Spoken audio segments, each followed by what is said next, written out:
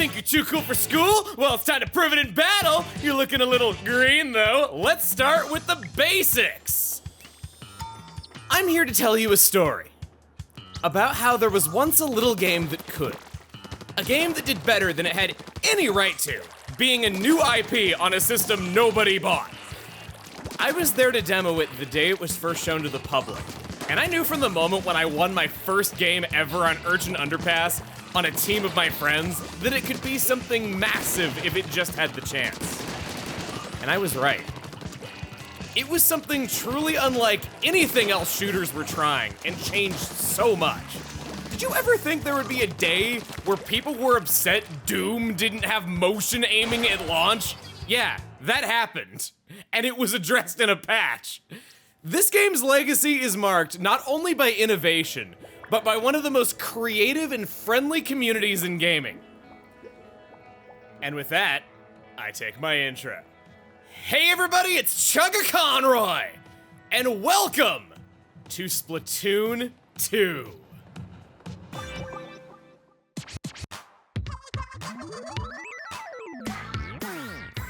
Y'all know what time it is?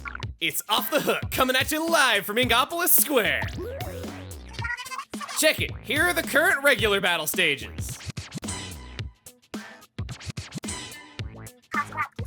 If the inkjet flew just a bit higher, do you think I could grab onto the ceiling?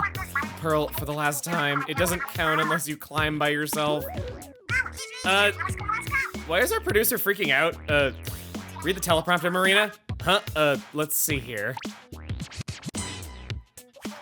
This just in, the great Zapfish has disappeared? Wait, like, for reals? I feel like I heard the story somewhere before. There's more.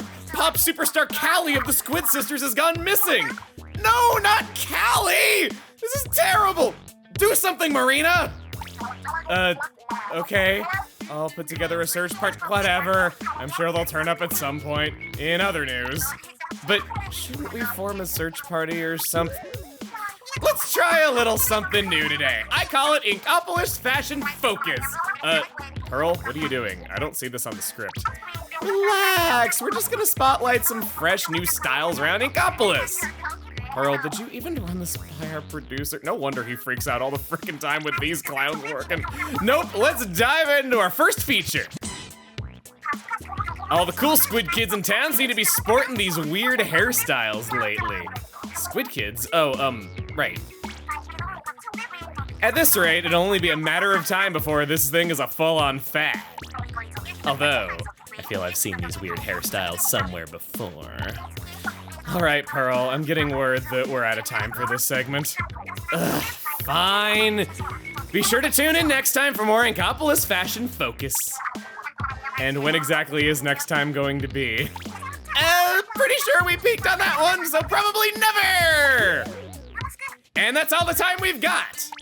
Until next time, don't get cooked, stay off the hook. God, I didn't realize how disjointed that was going to be after installing all of the updates. It overloads you. God, it really is true. Television as a whole went downhill after the Squid Sisters got canceled. Welcome to Inkopolis Square, the new nerve center of Inkling culture. And Octolings, don't forget the equality that we have established. That's Deka Tower there in front of you, one of the tallest buildings in all of Inkopolis. There's a lobby on the first floor of Deka Tower for online battles. Over here, we've got the Galleria, Inkopolis' most popular shopping center. Here, you can buy the freshest gear and weapons to use in battle. I also see they're promoting Wreck-It Ralph with that logo over there. But the shops are pretty exclusive, and they won't serve you if you're not fresh enough. What else? Oh, that creepy shop back there. Rumor has it they're hiring for some sketchy job. Might want to think twice before you apply there, unless you really need dough.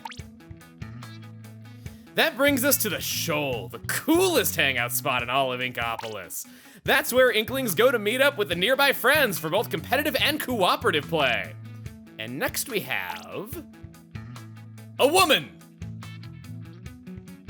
Who's that mysterious squid back there? It almost looks like, no, she'd never hang out in a place like this.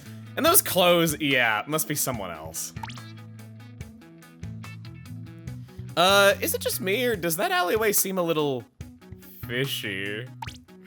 Yeah, definitely something fishy going on over there. Probably best to ignore it. Anyway, you should check out the lobby of Deca Tower. That's where you can get your splat on. First things first, because I have access to, well, recent updates, this was distributed as a prize after all of the Splatfests had been completed. What is a Splatfest? We'll get into that another time.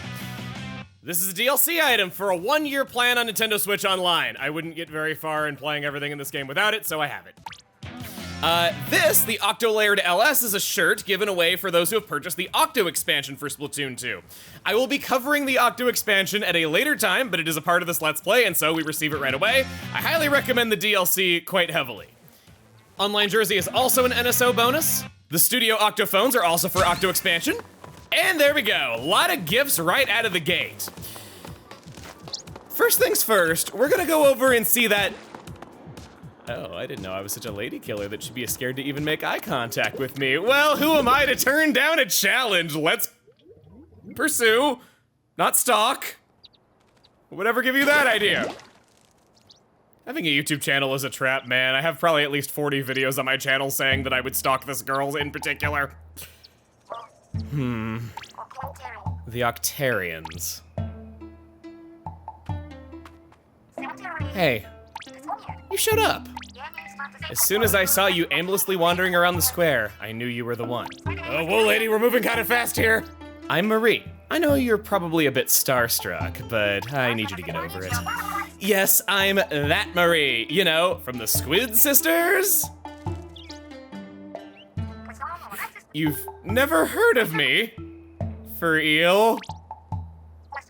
Well, you obviously aren't very cultured, but you'll have to do. We'll just see about that. You're making so many puns that in making it look so fun that I just have to join in. See, I've got a little thing I need some help with. By now you've heard that the great zapfish that powers Inkopolis Square is missing. Well, it's not just missing, it's been squidnapped by the Octarian menace. How do I know this? On the surface, I may just look like an absurdly talented pop star. But in truth, I'm Agent 2 of the new Squid Beak Splatoon, a secret society of heroes who save the world from Octarians. Now, I've been trying to keep an eye on the Octarians in my downtime, but I'm a busy girl. If only Kelly was around to lend a hand. I need you to go get the great Zapfish back from those slimy Octarians. What do you say? Are you in? So...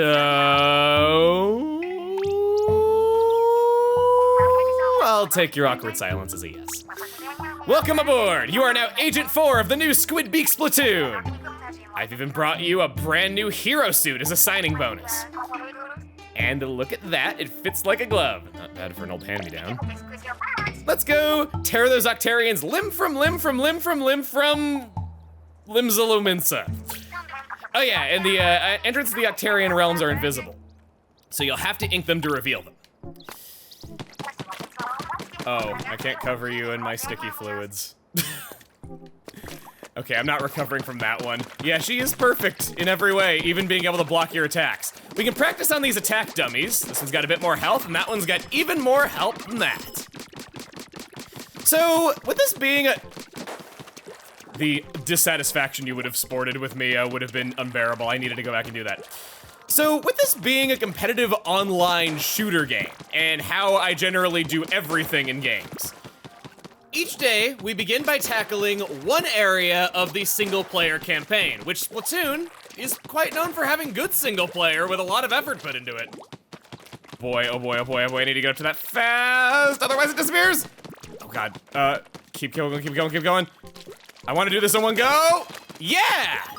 There we got our first sunken scroll. Oh, wow, that was quite a lot of pages into it. Well, now you know how many levels there are if you want to sit there and count all those dots. Welcome to Octo Canyon, the world's most gorgeous gorge. Collect all the commemorative... souvenir stickers. Way to be a killjoy. I flicked the control stick very slightly and it flipped back like 80 pages. This type of balloon, it's mating. Apparently we're, putting in those fluids into it. Okay, I'll stop. So we get these little tiny fish eggs that are a source of currency for us in this world. think I want to go over this way. Where exactly do I want to do this? I can pop these and get more of them. There's one over here. Which one are you? This is level 1. Return of the Octarians, rescue the Zapfish, damn the torpedoes, full speed ahead! Nautical terminology is fun. Press the L to enter squid form and swim through that ink. We can hop into this portal just as we learned to do so before. And even though I kind of skipped around a little bit and for the sake of not showing a tutorial, it's kind of amazing how good that starting area is for teaching you the mechanics of the game. I love it just so much. It does so much good, like showing you that there's uninkable surfaces and all that. Here I'm gonna toss a bomb behind this enemy. Otherwise it has a shield. I can also coat its feet and get behind it. This is an Octo Trooper, essentially the Goombas of Splatoon. They're the standard basic enemy, not a lot of health, not a lot of fighting strength. They shoot you occasionally whenever they feel like it, I guess. There's all sorts of variants of them that we're going to be seeing going forward. Remember, you can look around with the right stick. I might need to play around with the sensitivity a bit because it's different than what I've been used to here as I am playing on a different profile. Oh yeah, that one had a balloon on it. Some enemies have balloons on them. Be wary of that. If you're not looking up and checking for that, the balloon will automatically fly away whenever you, oh, there we go. Whenever you kill the enemy. So shoot the balloon first, dodge the attacks, hit it again, you should be pretty fine. It's a vault, we need to find a key to open that door. We can pass through grates while turning into a squid. See what I mean? We were gonna kind of learn all of that stuff anyway in the first level. They're just really good at reinforcing stuff. Nothing else here, nothing else here. I don't believe I actually got the key, did I? No. Oh, it's the other way. Look around and you shall receive is what I am learning here today. Hi! Just waiting in there to ambush me. This one's got some tape on it, making it a bit more resilient. There is the key. And I want you to look in the key in the corner. Is it just me or does that look like Donkey Kong as a robot? Concepts where you would never expect to find great music, I have to say. If you've never looked up Metalhead from the Donkey Kong Country cartoon, please do. Donkey Kong in that cartoon has like the sexiest singing voice you have ever heard. You might not believe me, but it's true. And if you ever want to enjoy some bad television, you're welcome. Oh, no, get away from me. That suitcase that I picked up there, I don't understand the correlation, but that's armor. We basically are able to take an extra life's worth of attacks now, 100 additional damage on top of everything else before our armor would break and our real health bar would start being shaved down. It's quite helpful when you're bad at avoiding enemies and you got shot there. Thankfully, I didn't die from it, but I did sustain some pretty heavy damage. Hit you again? Nice. Hello. Strafe and backstep while you're shooting. Make yourself harder to hit at all times. Basically, by strafing side to side, the Octo Troopers aren't able to hit you with too much ease.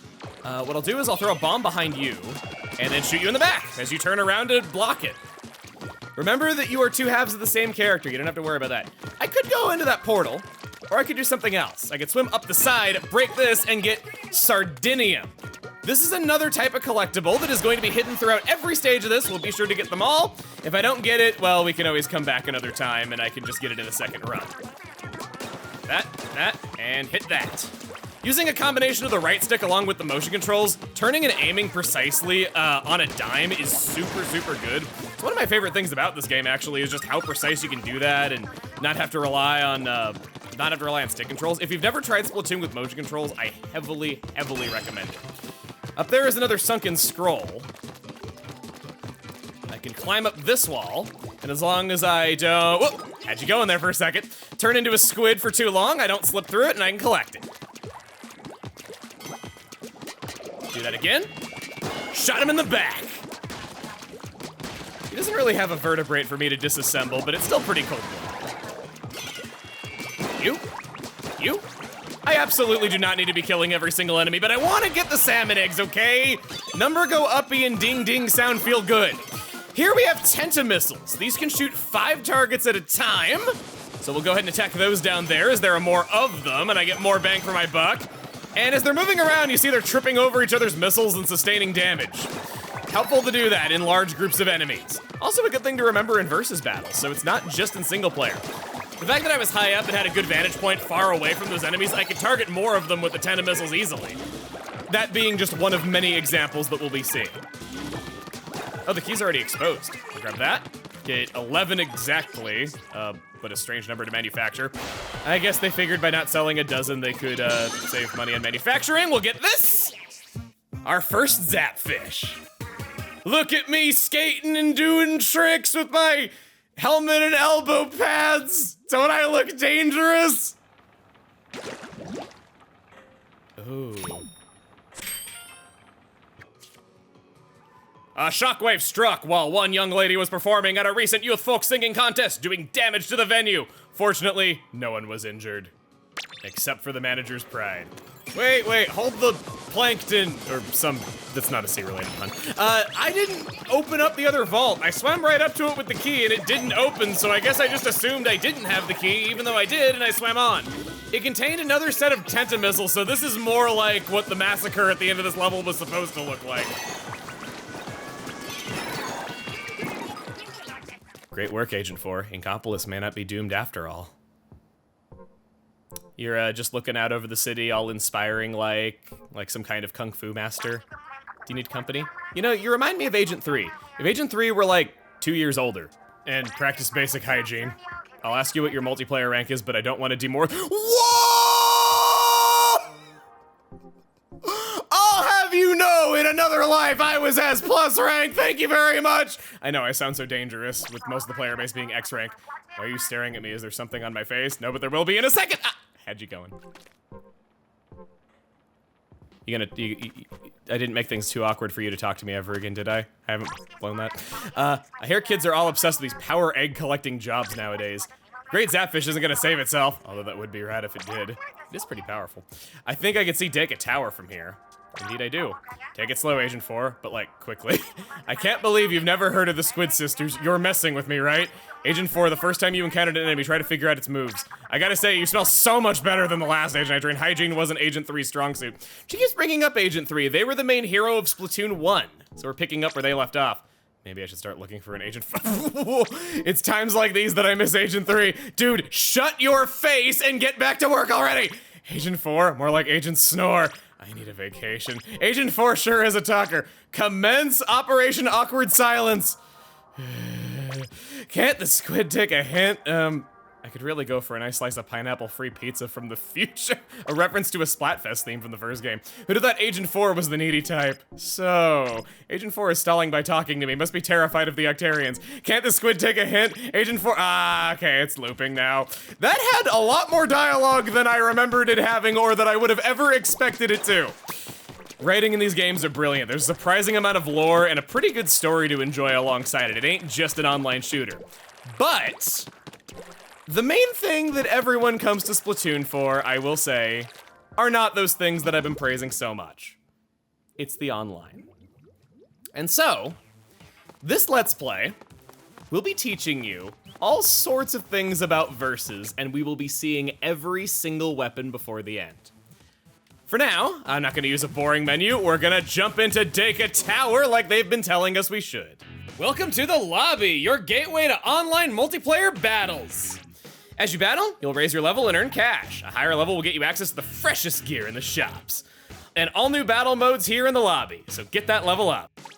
If you wanna buy weapons and gear first, you gotta earn some cash first. So if you want the freshest gear, you gotta battle as much as you can. But enough talk, let's get you started with a regular battle. As your level increases, don't forget to talk to the shopkeepers in the plaza. All right, go get them.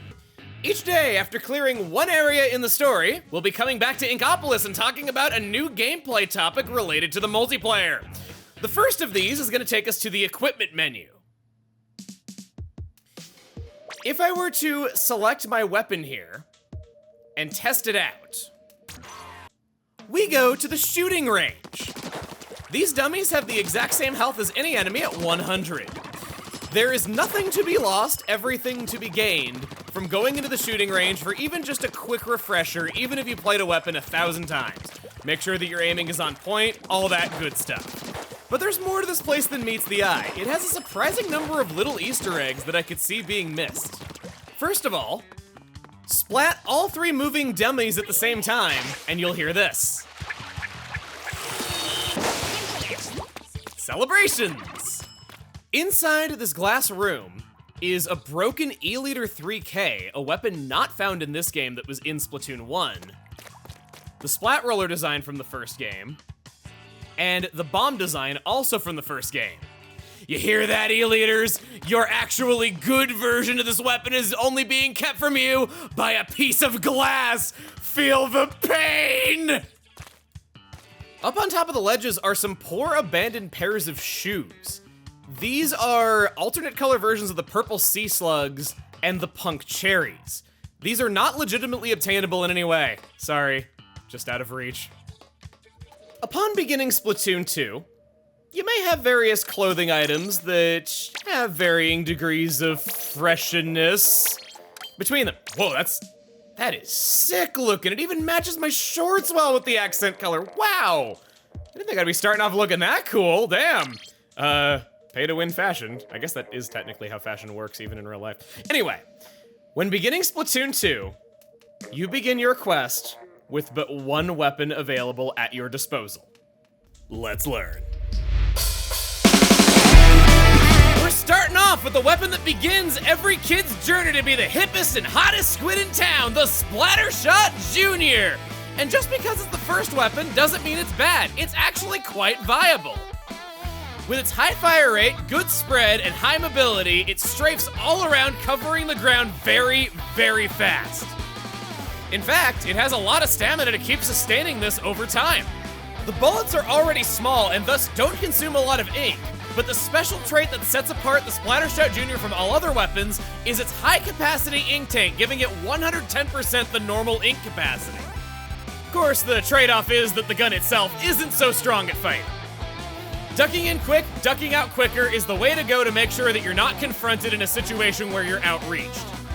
To aid in this, the spread of fire is so good that it often automatically covers the user's feet in ink, allowing them to swim away with ease. When staying to fight, the spread is so wide it can cause the bullets to curve around the target when not firing at point-blank range. This is at its worst in the air, where shot accuracy is at its lowest. As for damage, the bullets each do 28 of the 100 damage needed to splat. Having to give someone a hug to damage them and it's still taking 4 hits is pretty bad. Thankfully, every weapon is equipped with a sub-weapon to complement its playstyle, and the Splattershot Jr is equipped with Splat Bomb. You'll be seeing a lot of this sub-weapon, as it's the most common out of any sub-weapon in Splatoon 2. How nice of them to put it on the first weapon so we can get used to it. These are grenades that explode 1 second after touching an object or surface, but the timer pauses if it's in the air. A great way to use these is to roll them off a ledge instead of throwing, so the enemy has no time to react when it lands in front of them. The epicenter of the blast is a very certain one-hit kill at 180 damage, while the splash damage is 30. This can get a kill all on its own if thrown at an awkward time for the opponent, or just using slope terrain to one's advantage. Even if it doesn't end up killing, it's still immediate pressure that can get someone to come out of hiding or move away. If they're advancing on you, throwing a bomb is a great way to stop them in their tracks. It's the spacing game. The bomb has good throwing range, and it's easy to toss it onto a super jump marker to instantly kill somebody coming in. Conversely, splat bombs are a nice way to bring someone down with you when you think you're gonna die. A last point about the splat bomb is that it counters many non-player objects. It instantly detonates and deals full damage to ballers, bubble blowers, the Rainmaker shield, and Brella shields. When throwing a bomb at an object, nearby enemies take full damage from it as well. This is especially useful against splash walls, which will still take a lot of damage even if the bomb doesn't hit anybody. In Turf Wars, throw it at the very end of a time limit.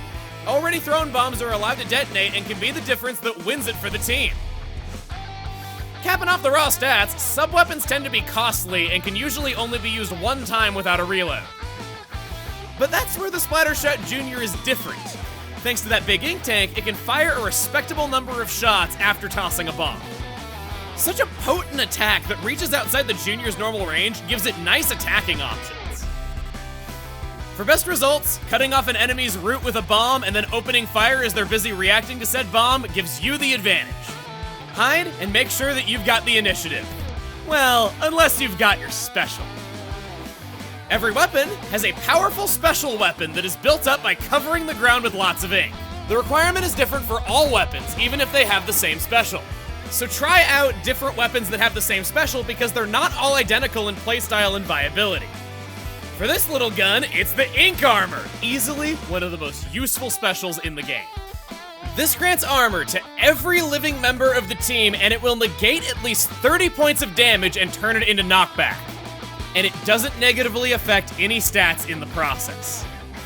Everyone affected can still shoot, use their sub-weapon, and do everything else as normal. In addition to the 30 points of damage it absorbs, there's a small window of invulnerability during the time that it breaks. To prevent hoarding it, Ink Armor automatically destroys itself 6 seconds after activation. Watch the special meter in the corner to visually see when this will happen.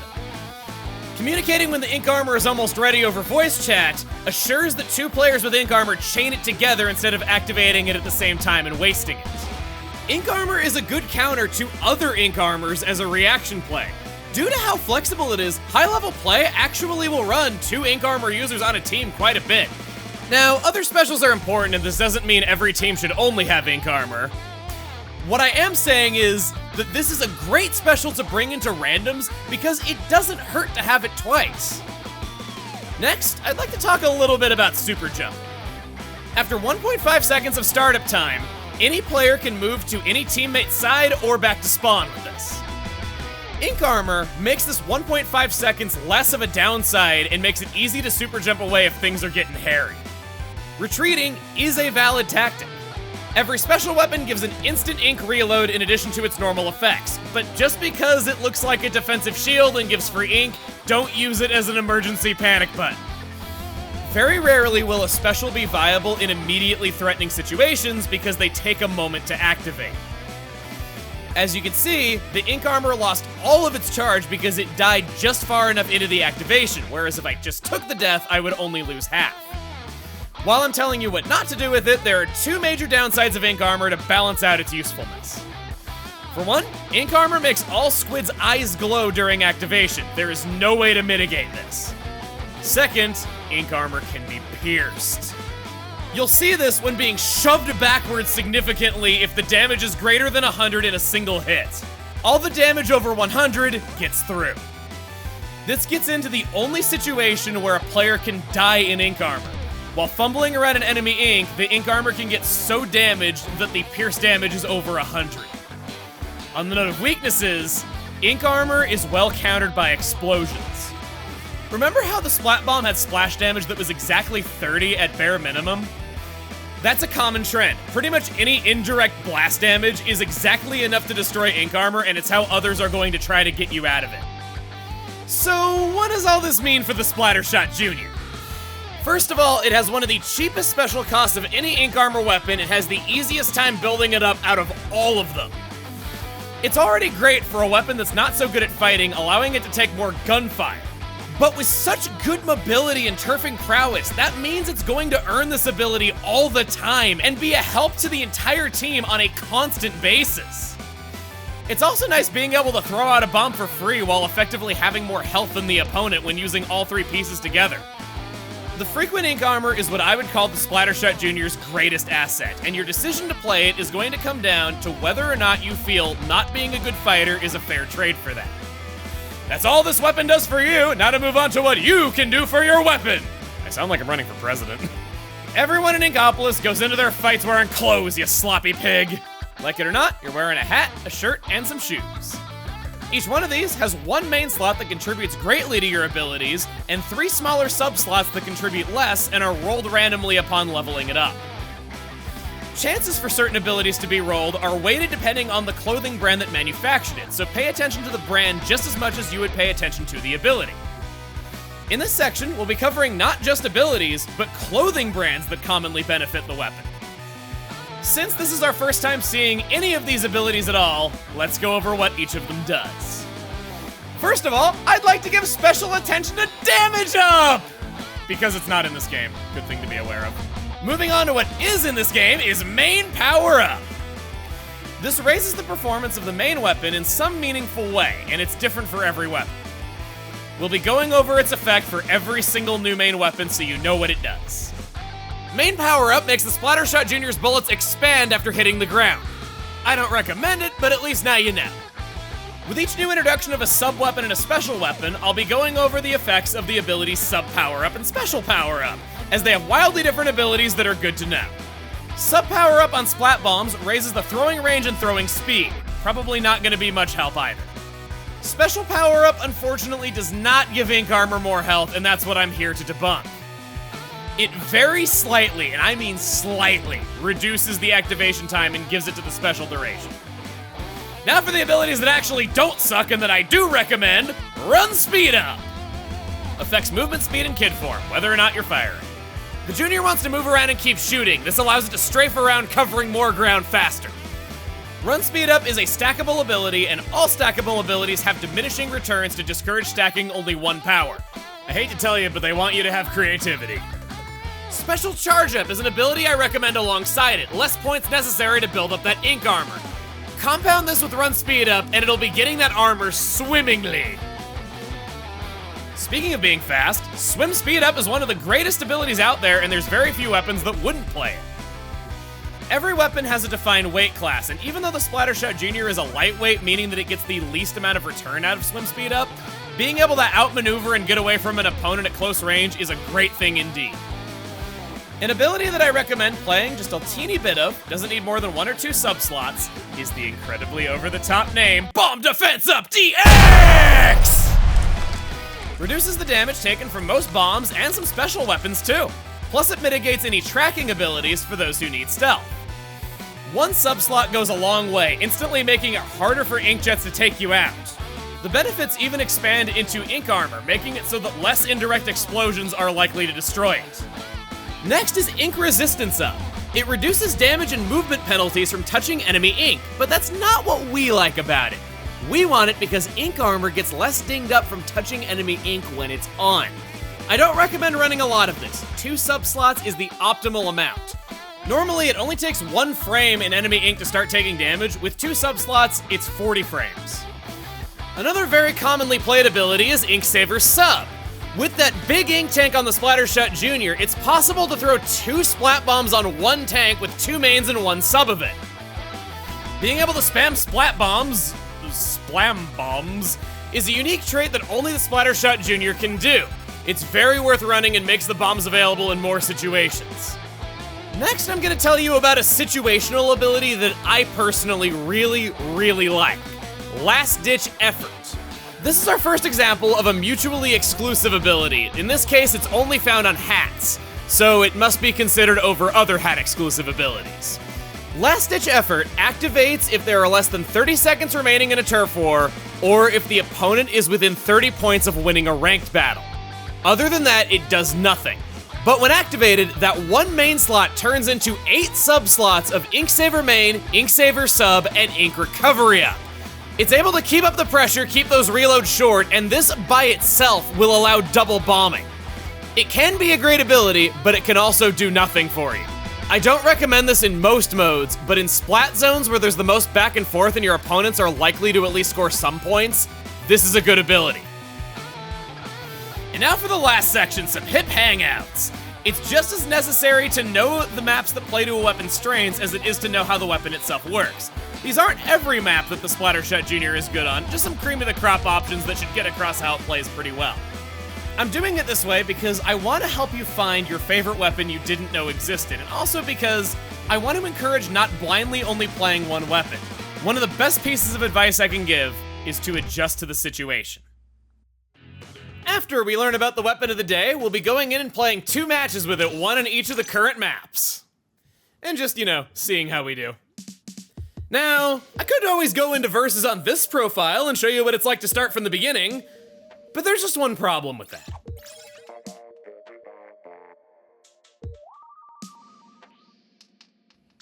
Wait, who the heck is Joe?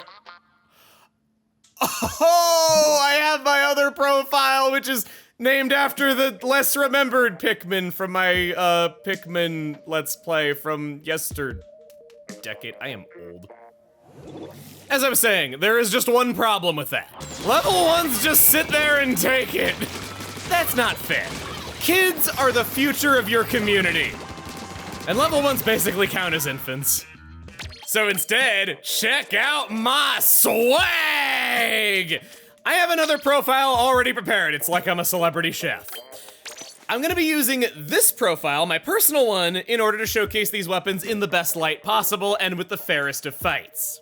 Here's what I ultimately ended up going with. I wanna give my look a name. The little boy who wants to go on the train, mommy.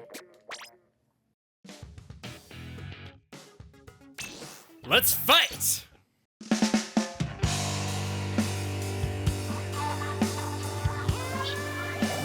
Our first match of the day is on Skipper Pavilion. This was one of the final maps added into the game, so it's kind of funny that we're beginning here. Yeah, booyah, booyah! Get yourself a team that booyah's back. You'll thank me later.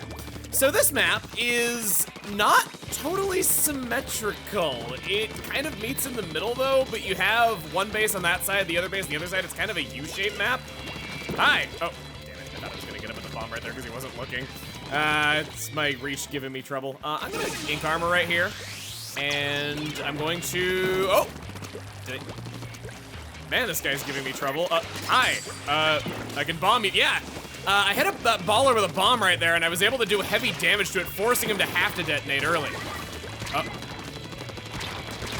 Shots curving around my target, and I jumped unnecessarily. That was on me. I should have planted my feet in. This splat dualie's getting me. That always happens. Oh, shoot. We are actually down a little bit. Let's get going. So I want to watch this carefully. That's a lot of ink to be jumping into the middle of. My enemy will have a lot more movement options than me in that situation. Oh, hey, thank you. I'm gonna go in here. Technically, the specific map concept where things are not quite symmetrical, where the map is not flipped on either side, you could make an argument that because every Inkling is right-handed and I was shooting around a corner a lot easier there, thanks to it being on my right side, that it isn't really well suited for play, but I don't really think it's that big of an issue on this take on the concept, unlike a certain other one that I was quite critical of, because the map layout is very open. There's a lot of times where you're turning around and facing base, so it's not that bad. There, the ink armor saved me. How do I keep failing to kill this mini splatling? I have tried like 2 times now. I'm down 2. I have not been getting a lot of kills. Our team is thankfully doing well enough, but that's okay. Listen to me. KDA don't matter in turf wars. Your only rule whatsoever is that you want to cover more ground than the enemies when time is called. That's it. It's just 2 teams of 4 covering the ground. The reason why this isn't such a big issue, thankfully for me, is because the first 2.5 minutes of a match don't matter at all. Everything gets decided in the last 30 seconds. I actually ironically find turf wars harder to play because when there isn't some kind of announced objective that the teams are trying to capture, like in a ranked battle, there's not as many ways that I can read an enemy's behavior, and I've grown reliant on doing that over time. So whenever anything's decentralized like this, I find it ironically more difficult, even though it's meant to be the more casual of the 2 modes. We only have 2 people alive. That's not good. With that, always just failing it by 1 bullet. Got it. Okay, got him. He needs to charge up. Yeah, okay, well, we got it one way or another. How did I not have any damage on them? I would have gotten an assist marker there if I had clocked any damage. There we go. Wow, I'm cleaning up. Throw the bomb at the last seconds of the time limit. Oh, did we? Did we? Did we? I think we did. I think we did. There's a lot of yellow in our purple though, but we got the center covered. Yes! Somehow pulled that out of my, space between my 2 tentacles that is actually my mouth. Wait, what? Look at that end zone. It has exactly 1,000 points. They disconnect. They didn't even get a kill. We won a 3v4 in my first game. I've only done this maybe 10 times in my life that I know of anyway. Wow, what a way to begin things off, right? Whew, we ain't gonna top that, but let's try anyway on the second map. Hopefully this won't take too many attempts for me to get.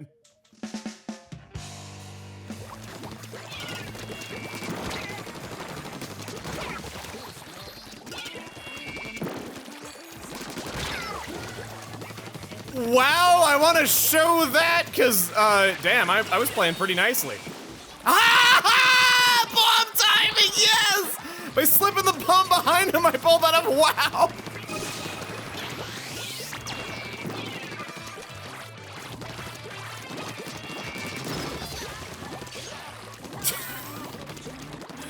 I'm the wrecking machine in this game. I wish this was the game that I actually played first. We actually lost the second game and by a lot. I don't know about you guys, I was doing my job.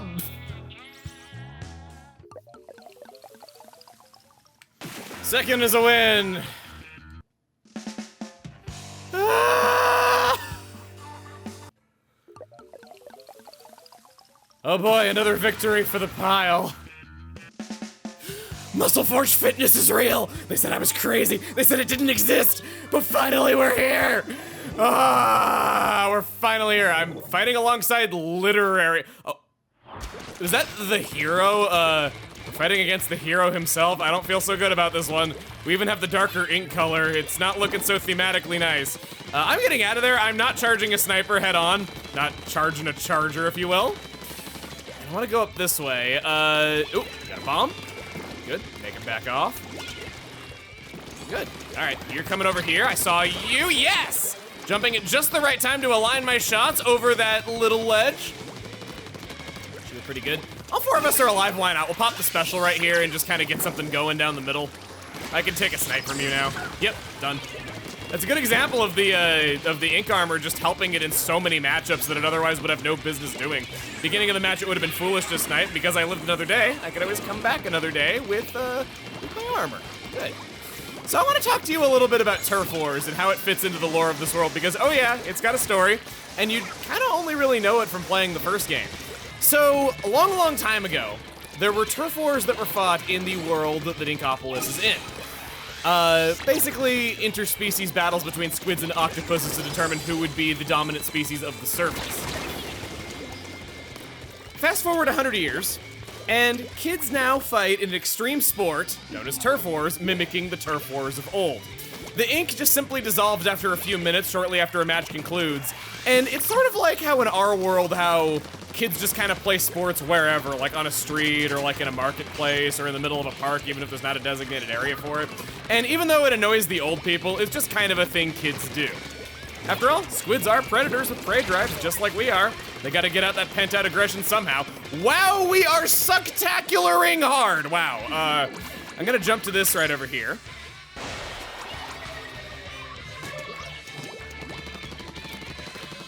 Want to do something nice and safer than my own ink color.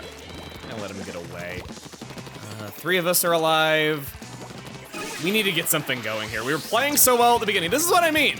We're playing well at the start. Doesn't really matter all that much. Your early game actions barely mean anything. Ink armor set.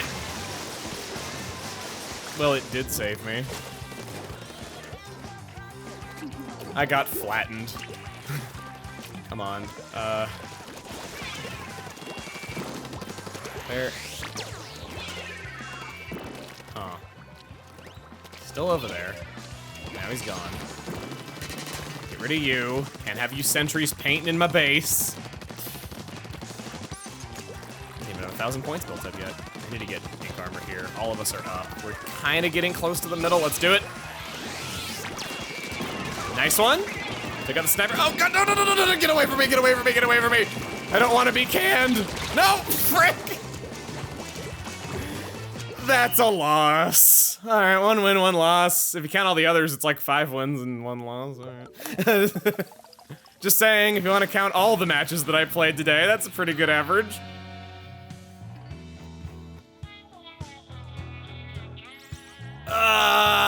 You look like I've been kicked in the crotch or something.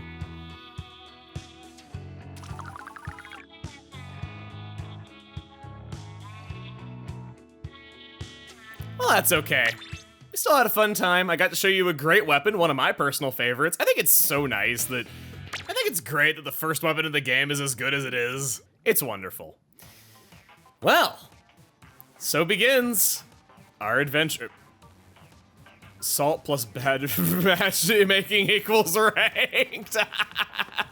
It's a good one. Society of Custom Hairstyles in Splat 3. I just really want this. Aw. Okay. That's all for now.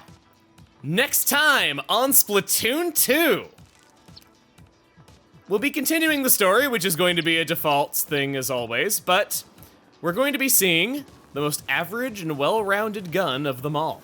See you guys then!